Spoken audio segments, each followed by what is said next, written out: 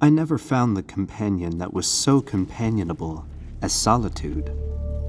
We are, for the most part, lonelier when we go abroad among men than when we stay in our chambers. Henry David Thoreau. You don't need to be introverted to enjoy solitude. Emanating from the Latin word solus, meaning alone, solitude, much like its practitioners, can be commonly misunderstood. Being alone with your thoughts is a long-lost art. The ultra-connected nature of our world today makes it a rare occasion to be alone when one wants it. I'm sure you hear the phrase all the time. You become the 5 people you spend the most time with.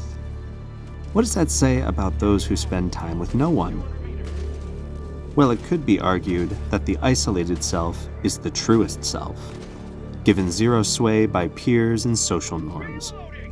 I've had many points in my life where I wouldn't realize I was so saturated with my fellow human until I finally had a moment to myself.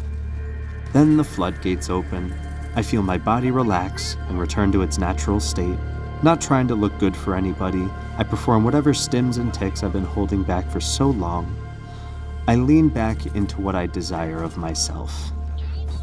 But then that begs the question, why can't we just be ourselves around others? Our biology retains deeply rooted social mechanisms which are made to keep us in harmony with the tribe, because in the days of humanity's struggle with survival, separation from the tribe meant death. This creates a deep anxiousness for a lot of people. Being ostracized from the tribe is such a prominent fear in the human mind that 75% of the population ranks public speaking as the thing they are most afraid of, even more than death. This is a fear of public embarrassment more than anything. What if you say something nobody likes? What if nobody wants to be around you anymore? What if you mess up and nobody wants to associate with you because you're lame and weak? What if you say something so monumentally controversial that your whole family disowns you out of shame? What if you say something so wrong that your entire town buries you up to your neck and throws stones at you until you are dead? This may sound ridiculous, but remember, these things actually happen. Our words carry so much power, and saying the wrong thing can leave you stranded in exile, or worse. Freedom of speech is a rare occurrence which isn't universal. It isn't even universal in the United States, especially if your name has some status behind it. Suddenly your voice has sway. What you say can shift socioeconomic and political tides. Even the hand motions you make can impact an entire nation if you're important enough. This is what makes it so hard for many people to even come out of their shell, let alone write a book and post YouTube videos like I do, where I share my unbridled opinions and can be criticized to a ruthless degree if someone cares enough to even do that. I love my solitude. The idea of putting myself out there used to be completely out of the question for me. I wanted to be a programmer so everybody could just leave me alone to do my thing. Even now, I'm still a massive introvert. I just learned one day that I need to talk to others if I want to make any headway in life, and now here I am, speaking into a microphone to potentially millions of people. I even have years of customer service and sales experience now because I understood just how important this was. The ability to speak and speak well is one of the most underrated superpowers a person could have. It is one of the most prophetic precursors of success in the known world. I knew it was a skill I simply had to learn. But do not mistake my words. I love what I do here on this channel, especially considering the fact that my job allows me a lot of free time alone, where nobody is expecting anything from me and I could just sit here with my computer and reach into the depths to find my truest self. I'm a writer at heart, and many authors penned their best works alone because they knew the true value of solitude. J.K. Rowling, John Green, Edgar Allan Poe, Ayn Rand, C.S. Lewis, Homer, George R.R. Martin, and even Shakespeare. They all understood that the best works of writing comes from the times when you have no one around to distract you and you can fully concentrate on the task at hand. Entering a flow state when engaging in creative pursuits like writing almost always requires solitude.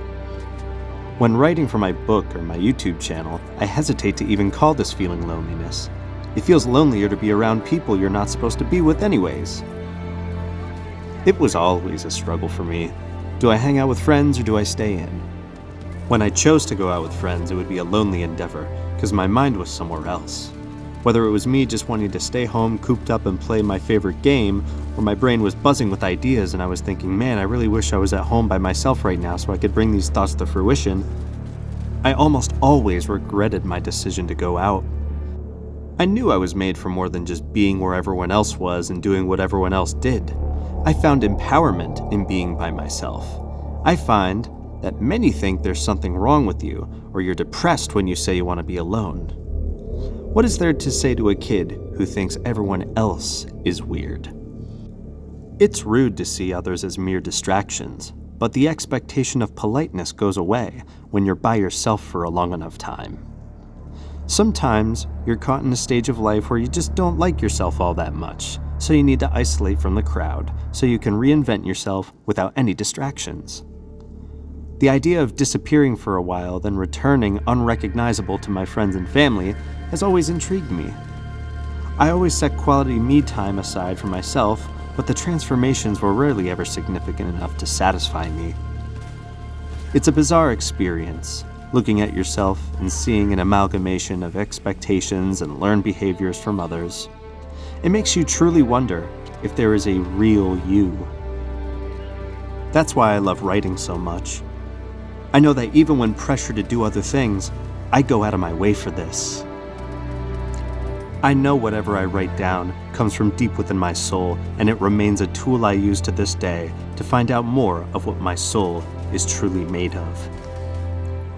I realize that for many of you, this is a tall ask, but if I may give you some advice, if you find yourself feeling as if your life isn't truly your own, if you look in the mirror and you don't see somebody you intended to be, then I suggest finding some alone time as fast as you possibly can. If you can have writing materials nearby, that's even better.